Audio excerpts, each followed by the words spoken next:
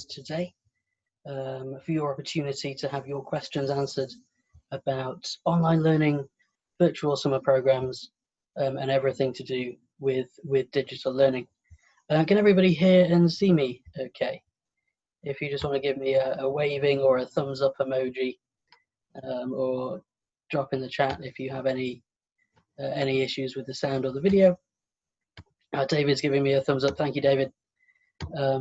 So yeah, my name is Thomas. I manage admissions here at Bucksmore Education, and I'm joined by my wonderful colleague David, who is the academic manager at Bucksmore, and he is the brains and the brawn and really the driving force behind our digital programs this year.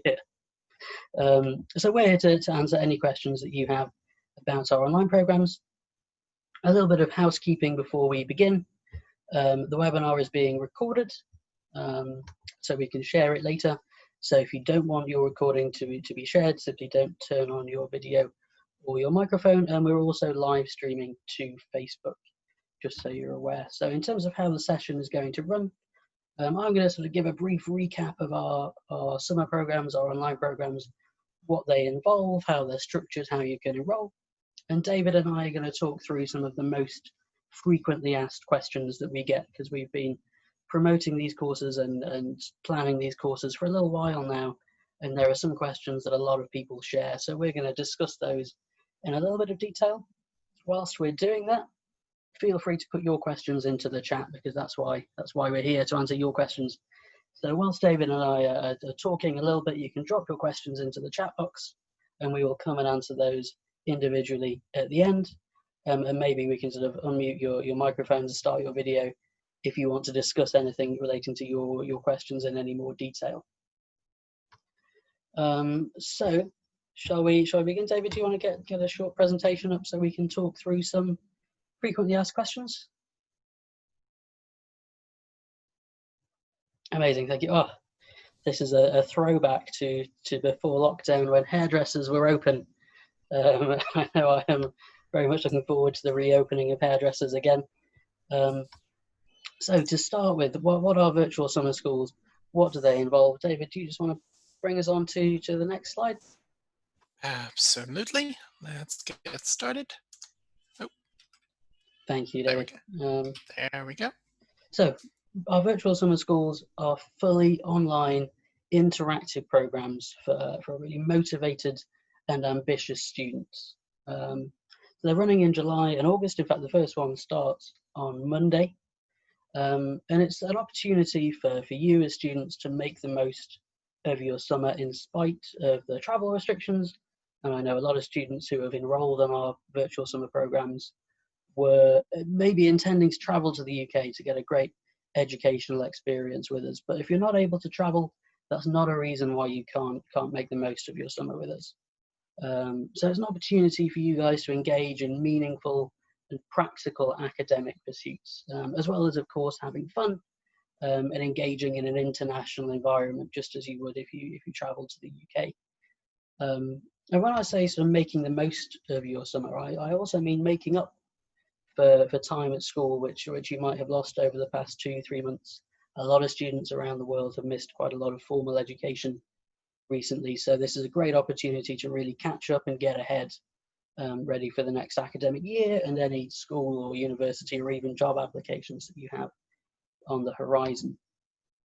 So these fall into 2 categories. They're for students aged 10 to 13 and for older students 14 to 17. So for this younger age group, the 10 to 13-year-olds, we provide practical workshops in STEM or in coding. For those of you who aren't familiar with the term STEM, it stands for science, technology, engineering, and maths.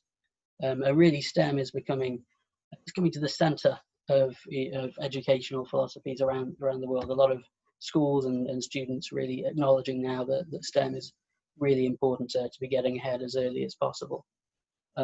So these courses revolve around a kit which is delivered to your door. So for STEM students, that is a hydraulic assembly kit, which you can build loads of different models and do loads of amazing things with, which we will talk about in more detail as we get into the questions and answers. And for coding students, that is a Raspberry Pi, which I think quite a lot of you might not be familiar with. It's sort of a credit card sized microcomputer, which lets you do some really amazing things with such a tiny computer. And again, we'll talk about that in a bit more detail later on. But what that does is it minimizes screen time. It keeps younger students engaged. It means we're not lecturing all the time. It allows for a really practical and hands-on way of learning. For older students who are 14 to 17, we're running these vocationally focused programs delivered in partnership with industry experts, designed to give you a really competitive advantage, like I said, in school, university, job applications. So as you can see here, I've got 5 pictures of our really accomplished partners, and those relate to the 5 streams that we're running for older students. Those are business and sustainable development, delivered in partnership with the Eden Project, which is a fantastic sustainable enterprise down in the south of the UK. We teach coding in partnership with Codeworks, which is one of the world-leading coding bootcamp providers. Engineering is delivered in partnership with Semester Learning, who provide really great training solutions for companies like the NHS, Siemens, Jaguar, Land Rover. Then we move on to leadership, which is delivered in partnership with Kathy Nell, MBE, who is a leadership consultant and has previously worked for NATO and the UN. And finally, medicine, which is our most popular program so far, delivered by this young man here, Dr. Jake Adams, who is a real-life NHS doctor who's taken 2 weeks out of his day job working in the NHS and has a real passion for emergency and expedition medicine, which he's going to be sharing in practical hands-on workshops. So like I said, these courses for older students designed around interactive small group project work, which allows us to take a really student-led approach to learning. So for example, the business students, we don't just teach the theory of business and sit here lecturing for 3 hours a day. Students actually come up with their own sustainable business idea and work together in an international environment to really make it happen. Or coding students create their own Instagram clone app, or medicine students, for example, work together in an international environment to come up with a diagnosis for a patient based on their case files. So really interactive, really engaging, really hands-on, and supplemented by careers and employability skills workshops and guest lectures as well.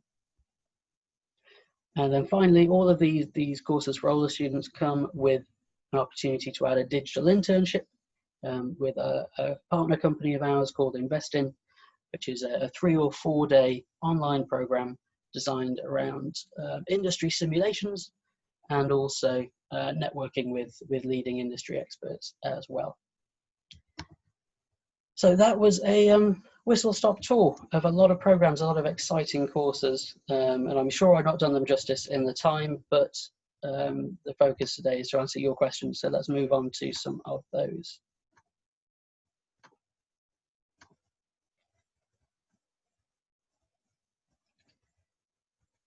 Okay, this is a very common one. I'm tired of learning online.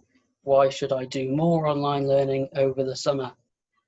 This is a really common one, and I know a lot of students around the world have been transitioned to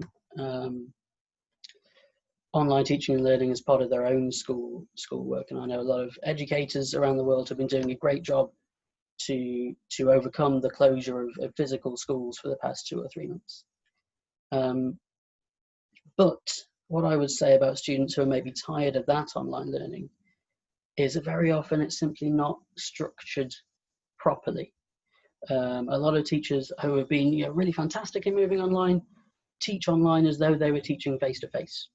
And even the best face-to-face teaching sometimes doesn't work properly online. And I think when you're teaching online, you have to plan all your lessons, your materials, the whole course around the method of delivery to really get the most out of it.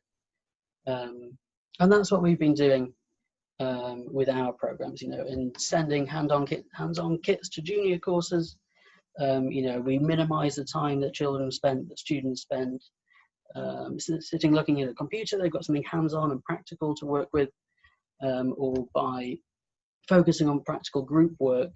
It's not just sitting looking at a computer screen, it's really engaging with other students.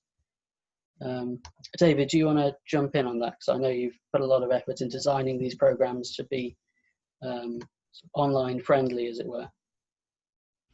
Yes. Also, one of the things that I want to add, and I think when Tom talked about I the think you might be on transition. mute, David. Can you hear me now? Any better?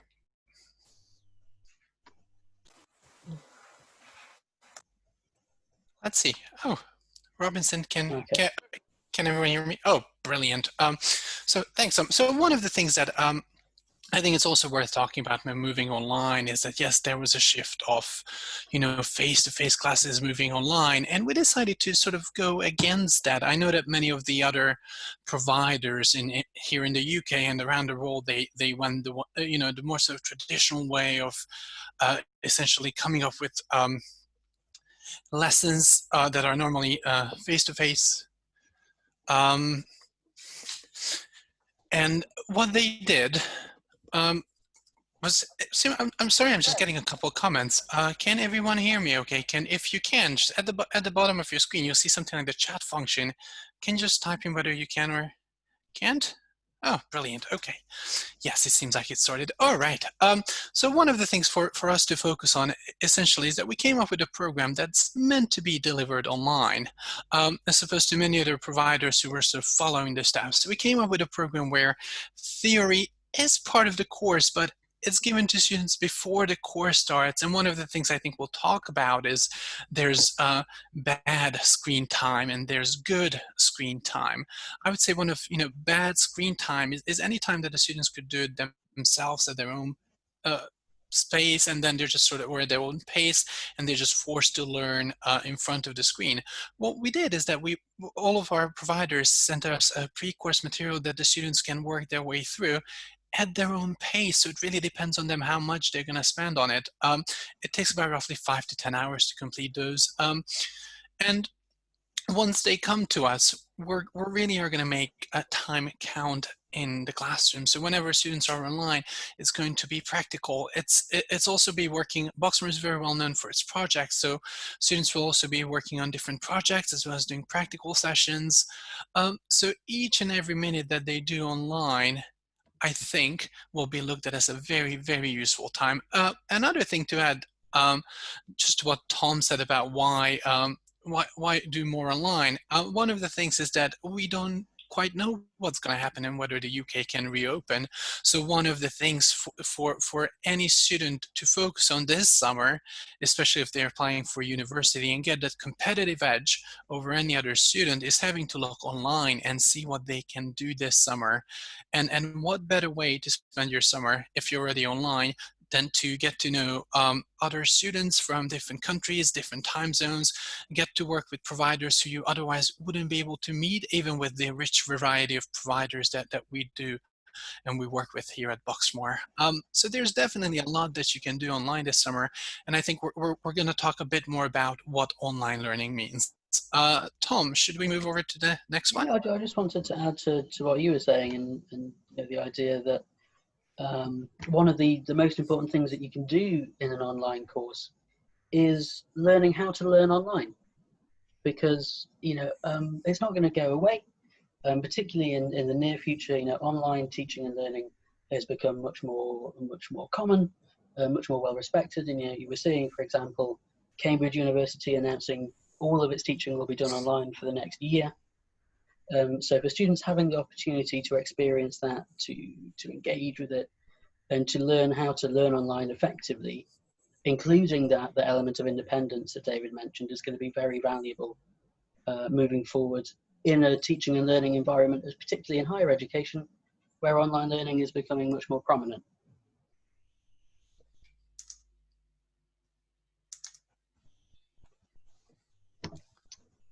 Doug, this is an interesting one because I think it follows on very nicely from what David was saying and what I was saying earlier about structuring courses to be specifically run online, because a lot of summer school providers who are moving courses online or starting their own new online courses simply take their face-to-face courses pick them up and then put them down in a digital classroom. And like I said earlier, teaching that isn't designed to be done online, it doesn't work. You have to structure the whole thing around the method of delivery.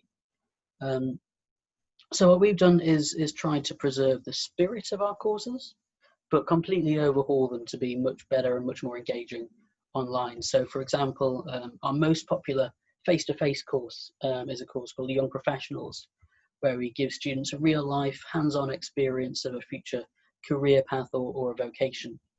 We might go to the Bank of England or to Mercedes-Benz World, somewhere like that, to give a real flavour of what life is like working in a career. But obviously you can't do that online.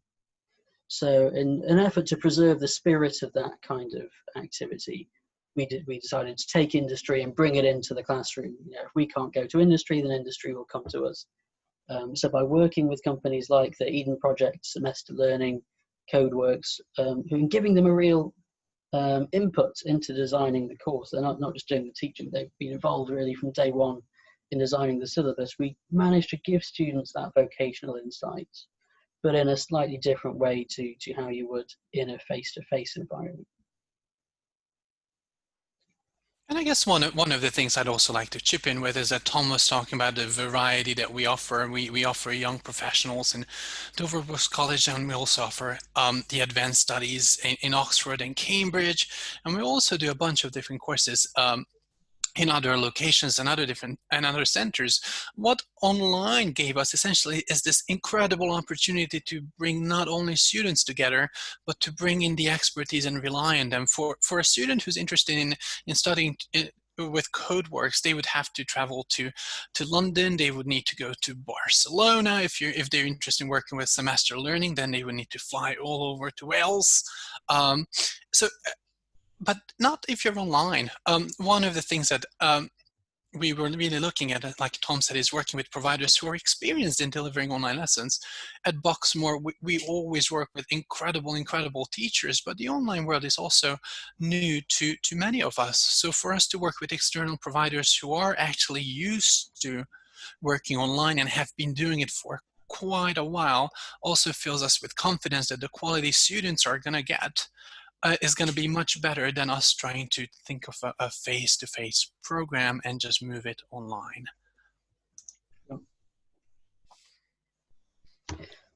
Right, this is a simple one. What do I need to access the lessons? The simple answer is not very much. Pretty much exactly what you're using to access this webinar here. We deliver our teaching through Microsoft Teams. But we provide all of the Microsoft Office logins, the licenses for that. So all you need really for the majority of our courses is a good internet connection and a laptop or tablet. And I think some of the questions that come up sometimes is that people are afraid to join online lessons because they're worried that their internet isn't too fast or that it doesn't work. There are a couple very easy and simple tricks. Like if you have a router at home, just take the cable and stick it into your laptop or your computer just to make sure that you get the best possible connection. Tom also said that we work with teams and work through teams. I also want to highlight one thing that I don't think we often talk about is this whole idea of digital literacy. For many students, it will be one of, I think, their first time being in the online world and actually using the tools that they're going to use as adults. We're not just going to talk at students. We'll be looking at Office. We'll be looking at Word, Excel, Access. We'll be looking at a bunch of tools that working adults, including ourselves, use. But students don't normally get to use those until they start a job. So once again, it's that idea of giving yourself the competitive advantage. Do students get a course certificate at the end of the course? Absolutely. We recognize that students are going to put an awful lot of effort and an awful lot of work into what they're doing with us, completing the projects that they do over the summer. And we really want to be able to recognize that and to give students something tangible to take away from the course, because like David mentioned, the whole idea of the programs is to give students a competitive advantage, not just give them the skills that they need to succeed later in life, but to teach them how to present those skills either to universities in in personal statements or employers in a CV. So yes, we do give students an end of course certificate that they can then use in those applications. They get a course report as well. And very often those certificates are co-branded to include the details of the external provider who we're working with. So I can drop a sample course certificate in the chat for you to take a look at if that would be helpful. And also one thing, I guess, the advantage of learning online is that after students leave us, they tend to come back even a year or 2 or 3 years after, and then they ask for a report and a certificate. Because the lessons are online anyway, that's not going to be a problem. So if at any point, you let us know that you'd like to have access to your certificate or report, absolutely, just let us know. And if you look at the chat box, which I think is either at the top or at the bottom of your screen, it's a speech bubble looking thing. If you click on that, Tom already put a link to a certificate, so you can have a look. The pre-course study materials and how do I access them? Most of the materials are in the Moodle. We build a custom Moodle that's for Bucksmore Education, and within that, I also feel like when people talk about the Moodle, I think they think of something very different. When I went to university, Moodle was this text-based thing that was fairly boring. What we did with that is we also transformed it. It has a current feel. If you watch, I don't know, Netflix, for example, you'll already be similar that our Moodle is going to look like it has different tiles, and if you click on them, they'll expand. There'll be like drop downs, and then when you're done, then you can move on to the next style. If you don't finish one, then the next time you log in, you can also come back. So there's a lot, and I feel like we also went beyond just the way the people look at Moodle is that we just upload stuff. There are videos, there are articles.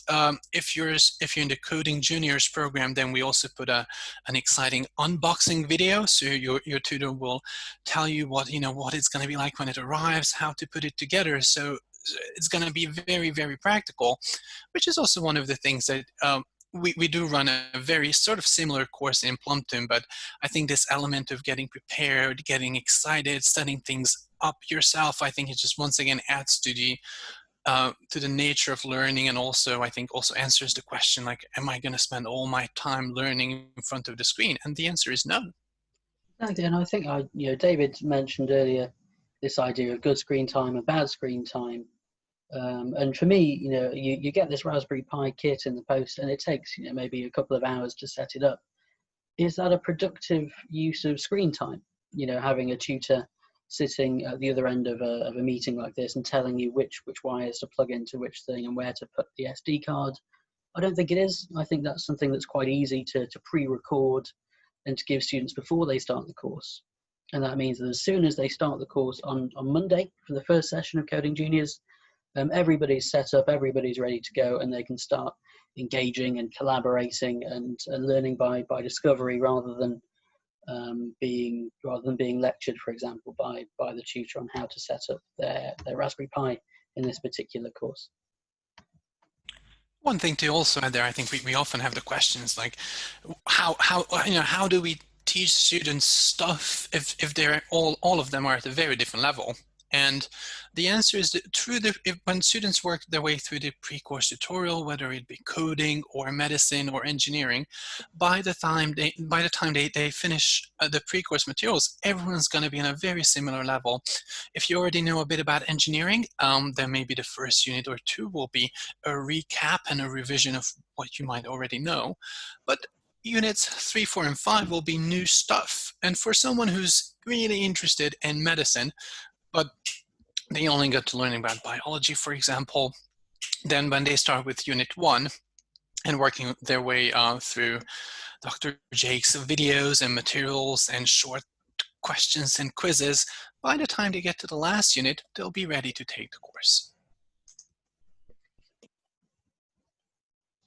Okay, so to provide a bit of context for this question, because it's one that we get quite a lot when people see the sample timetable. And I'll send a link again in the chat to one of our course web pages where you can see a sample timetable, but the day is split into 3. So for the first session, the first 2 sessions of the day, you're with your cohort doing a particular subject, doing these practical group work that I mentioned, and then the final session of the day is shared with everybody, and we teach transferable skills in these shared sessions. So they're less subject specific, but they're very much about using and presenting the skills that you learn in your subject specific sessions. So David, do you want to give us a bit more detail on what they actually involve? Absolutely. So one of the things that I remember is like when I went to high school or university, there was a lot of emphasis on the subject. We were learning about, I think Tom and I both learned a lot about Mr. William Shakespeare. You won't meet him on the course, and he's not one of the course tutors, but I thought I'd bring him up. But one of the things that we didn't focus on a lot was how to study, or especially now that because of the coronavirus, how do you deal with stress? How can you get yourself in a positive mindset? What can you do about mindfulness? How are you going to be aware of yourself and your surroundings? And all of these things will help the students, not just with their studies, not just with their work life later, but also their personal life. They're very similar to other skills like time management, but also we'll be spending some time improving students' CVs, creating them, writing their personal statement, not for them, but collaborating with them. And don't tell anyone, they might also do a mock job interview, but that's just between you and us at this very stage. So the skills that we're going to teach them, they're slightly related to their subject, but hopefully these are once again all skills that professionals use in their daily life, and these are also the skills that you don't learn unless you know someone who's fairly high up in a company hierarchy, or one of your parents can tell you about their management experience. For students, this is a new and exciting area, and once again mimics very closely what adults do in their jobs. Of course, and those shared lessons as well, David, include our guest speakers, don't they? Yes, exactly. So each week there'll be one guest speaker who's going to be from their subject, and the other week there's going to be someone who they're all going to share. I don't want to spoil the surprise too much there, but I think also talking about the shared sessions, I think it's also important during the summer to meet new people. I feel like as much as I love home office, I don't get to meet a lot of new people in my daily interactions. And one of the things that those are the shared sessions where you really get to hear about other students' experience. So if you're studying medicine, you're going to hear about a little about engineering, coding. You're also going to learn about other students' cultures, what they think are important. So it's also a place for us to bring everyone together. Tom, how many nationalities do we have roughly Ooh, in that is a virtual good summer, or question. what's sort of a rough approximate of the nationality mix If that you students are give likely me to meet in those shared sessions? If you give me 30 seconds, David, I will venture into my mind palace, by which I mean um, fire up my computer, and I will tell you exactly how many nationalities we have. So we can come back to that in 30 seconds. Brilliant. In the meantime, just moving on, and one of the questions that comes, can online learning be better? I feel like I personally answer the question a lot of times of how is it different, or what do we take away from face-to-face learning when it comes to online learning, but we don't tend to ask or discuss the question like how is it better. And it is in many ways.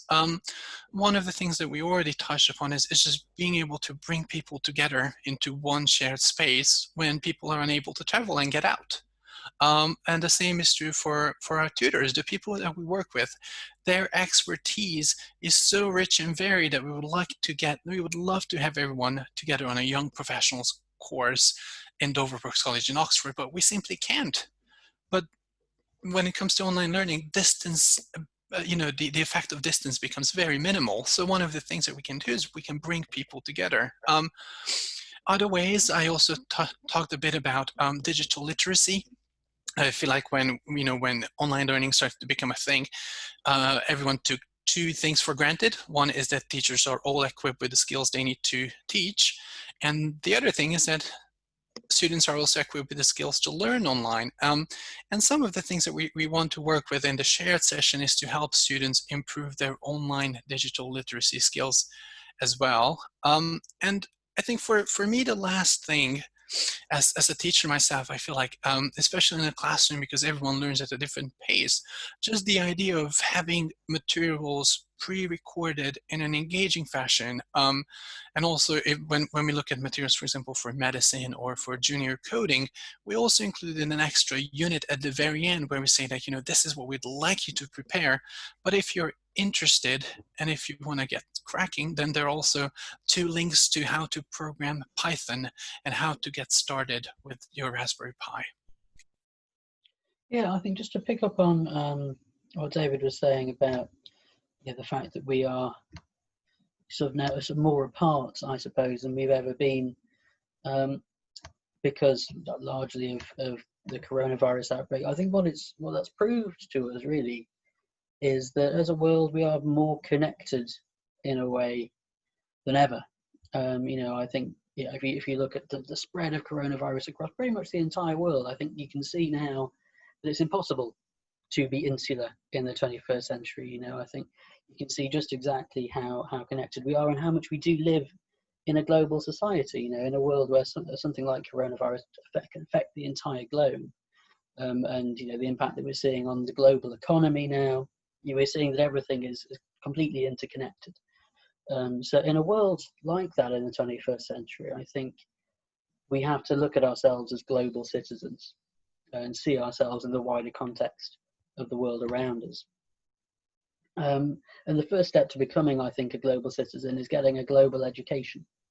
And I think missing out on that, because of being unable to travel, I think is a pretty poor excuse. I think we have to take responsibility for ourselves in a global context.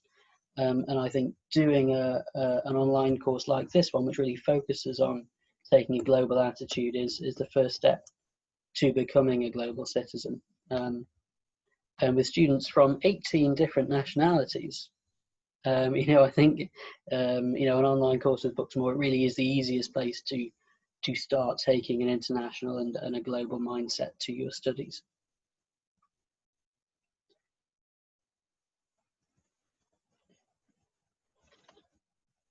So what support do we get during the course? David, do you want to? So you're probably better equipped to answer that than I am. Yes, one of the things that I think is very, very closely related to what do I need to access the lessons. One of the things that I think come up in online learning more than ever is, what happens when things go bad. And I think we don't let our staff or tutors down, and we don't, we'll try our best to help you connect. We're available through Skype, email, Teams emails. Some of you also have our phone numbers. If it's 2 a.m. in the morning, please think about it. But the point is that at any point, if you have trouble connecting, or if you have problems logging on, please let us know. And the worst case scenario that we can do is we'll ask you to get on Skype so we can see your screen, and we can be the little gremlins on your screen who are going to fix all your problems for you while you go and grab some tea or coffee, and then you come back and you can continue studying. So I think that idea of, I think especially the first few days of where do I click, that tends to be the biggest question. And like during this, especially the beginning of this Zoom call, when I was saying, like, there's a chat box that looks like a little speech bubble, like our tutors are also going to show you around Teams. We don't assume that you know how Teams works, because most of us, I don't think even used it before. I know Tom is a huge fan, so if anything goes bad, my first point of contact is Tom, even if it's 2 a.m. in the morning. But the point for that is that we really are here to help. If you need help accessing the Moodle, if you need help starting the session, if you need help with your computer, if you need help with anything, then we'll try our best to help you remotely. And if we can, then we'll do our best to guide you in the right direction of what you can do. So yeah, email, Skype, phones, WhatsApp, Teams. I can't even list the number of apps there are for us to stay connected. And I think picking up on that, it's important to remember that we have a really, really small class size generally. for most of our courses, it's 8 students per class, and for most courses, your classes are going to be smaller than that in all likelihood. So the level of service and the level of support that you can get in that kind of environment really isn't achievable on a larger scale. So the fact that we do operate our online courses at such a small scale means that students get a really unprecedented level of service and support throughout the entire course. Now this is an interesting what if I can't attend a virtual summer school. Some of you no doubt already planning holidays as soon as we get air bridges in place, maybe the end of July. You want to make the most of the sunshine, or maybe, although we do offer a really comprehensive range of subjects, maybe there's something more specific you want to study. Maybe you want to study further maths or physics or English literature, for example. The kind of courses that we maybe couldn't do as a virtual summer school, not a problem at all. In addition to our virtual summer schools, we offer online one-to-one lessons, sometimes with the same tutors who teach on the virtual summer schools. And the online one-to-one lessons can be personalized to make a completely bespoke course. They can be delivered at any time. You can take a course for any duration and broadly in any subject. So this covers everything from English language. For example, if you aren't sure that studying in English, you're not quite at that level of English yet, you can have some English support, all the way up to pre-university courses. For students who are looking to prepare their personal statement or their UCAS application, a whole range and everything in between to school revision. We've had students do a complete introduction to business and economics. The possibilities are endless. So if you can't study at a virtual summer school, or you don't want any of the subjects that we're offering here, then we can always put together a bespoke program one-to-one with one of our expert tutors. And I also feel like that's also a very good way, not just to, to replace or start with, but also a very good way to extend your program. If you feel like, I really enjoyed medicine, but I wasn't sure before the virtual summer, is this program for me? If you feel like this was, then do let us know. Like Tom said, we offer a range of subject, those being subject tuition, but we can also help you tailor your application to UK universities, so you can continue your learning, not just in, from the pre-course material to virtual summer to even better tailored one-to-one learning after. Exactly. So if you want to learn more about our one-to-one courses, again, I've dropped another link in the chat.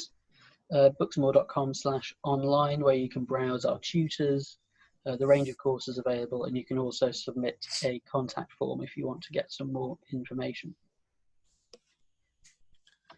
Brilliant. So have we exhausted our frequently asked questions? I think we have. Yes, so I'm going to stop sharing and then we can all come back. Okay, so it's time to answer some of your questions, and I notice we've already got a couple from BK Plus ID. I'm assuming that's maybe a corporate Zoom account rather than your actual name. But the first one we have is it like online learning as usual in school? And I think we covered that to a certain extent, but maybe not as much as we could. And the answer very simply is no, I don't think it is. The first difference is, especially for our older students, 14 to 17, the focus is a vocational one, or a careers focused one, rather than an academic one.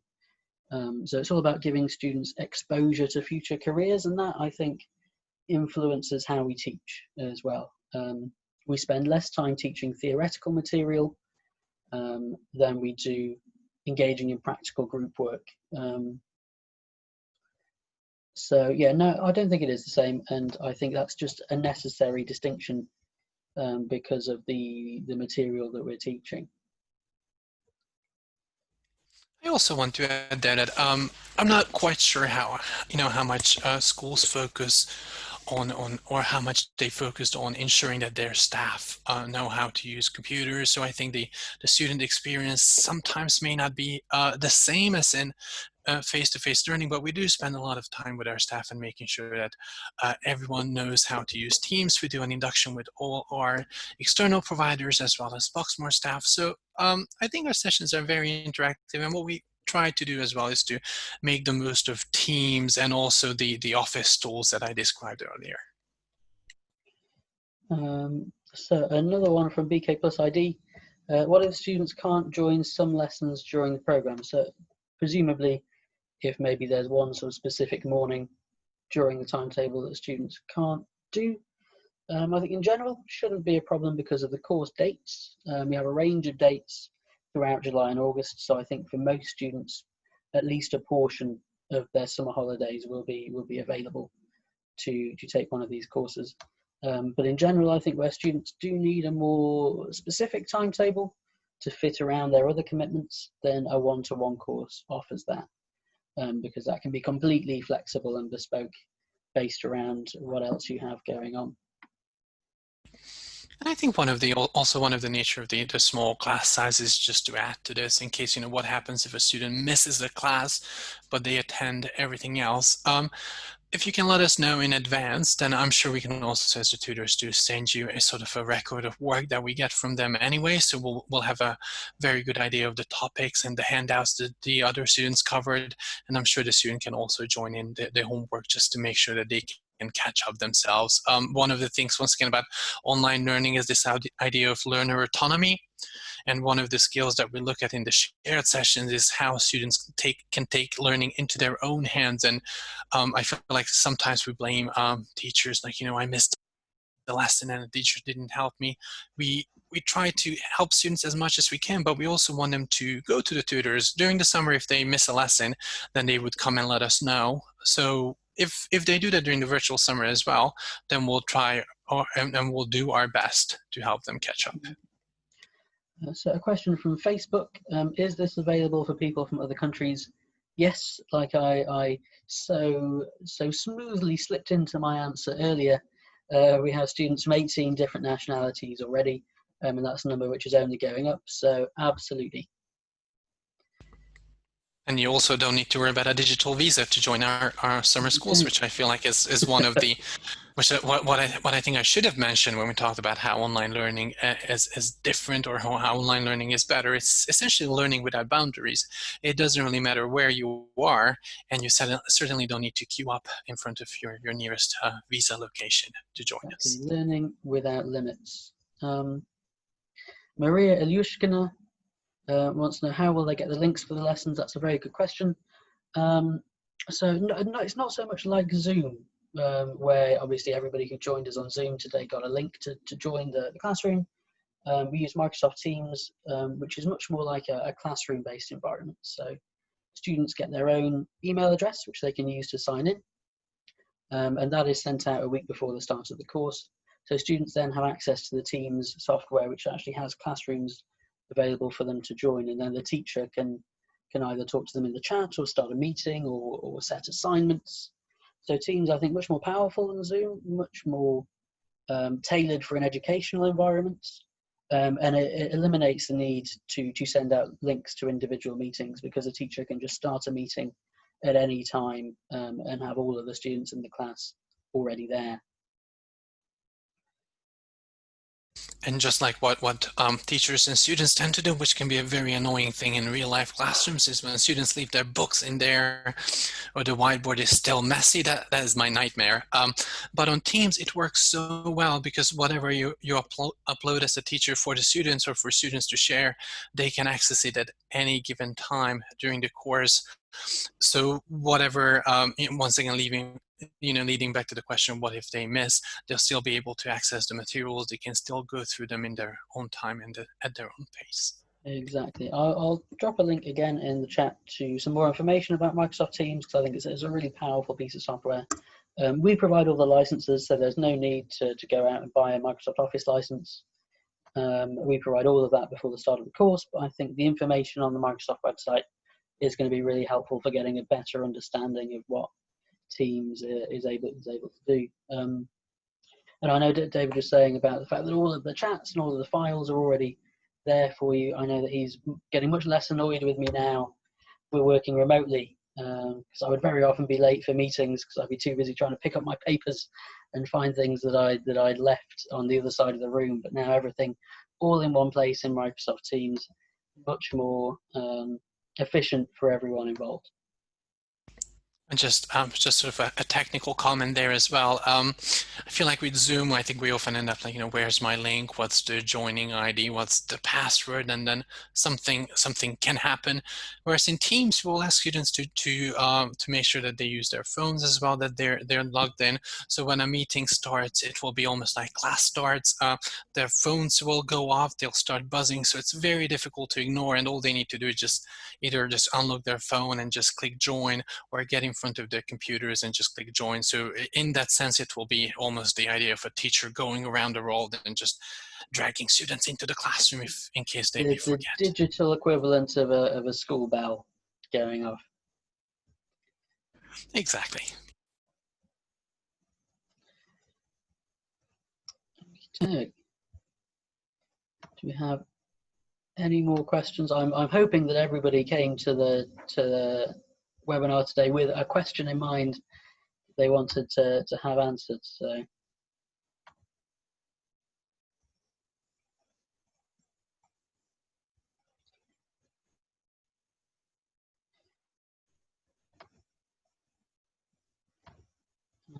but yeah, because I know, following on from that question about students maybe missing a certain session, and BK plus ID again talking about students joining from different times, and I think we have been very deliberate in choosing our lesson times to tailor to as much of the world as possible, because like I said, when we were talking about our nationality mix, one of the key draws for our residential summer programs is having students from all over the world joining. And when we structured our school day for our online programs, we wanted to appeal to as many time zones as possible. So lessons generally start at 8 o'clock in the morning UK time, which is good, I think, for pretty much for everyone east of the UK.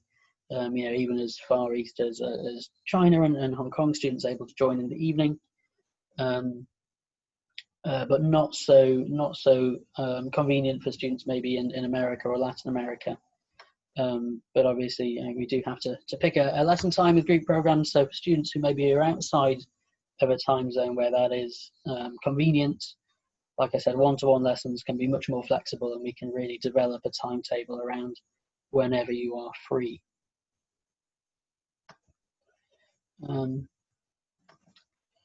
Yeah, Maria, did that answer your question about how they get the links to lessons?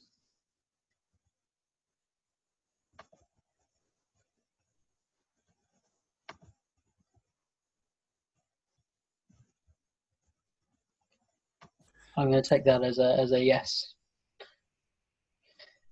Just a quick question from me to you, Tom, in case no. People, that's not one of the scary ones, but but in case people, people were here today, or hello, people of Facebook, if obviously if you had a look at the website, what's the quickest way to get in touch, or if people have other questions, what contacts should they use? So the quickest way to get in touch, I think, if you're on our website, and again, I posted a link earlier to www.bucksmore.com/virtual-summer-school, and you can submit a contact form there if you have any questions, and we'll get back in touch with you. There's also an option to book now. So if we've answered all of your questions now, which I hope we have, and you're set and you want to book a course, you can find that on our website as well. But also, if you want to get in touch with me specifically about any questions, I'll put my email address in the chat. It's tbarber@bucksmore.com, and you can drop me an email if you have any questions that you didn't manage to ask today, and I'll endeavour to answer those for you as quickly as possible. Well, when I say that, I will endeavour to ask David the answer, and then get back to you with his expertise. Perfect. Okie doke. In that case, thank you, Rika. Very helpful. In that case, if we've answered everybody's questions, I think we've done pretty well to get through them in 50 minutes. Then we can end the meeting here. We'll send out a recording afterwards, so that you can rewatch it and circulate to any of your friends and colleagues that you want to. And then hopefully we'll see you very soon for a virtual summer.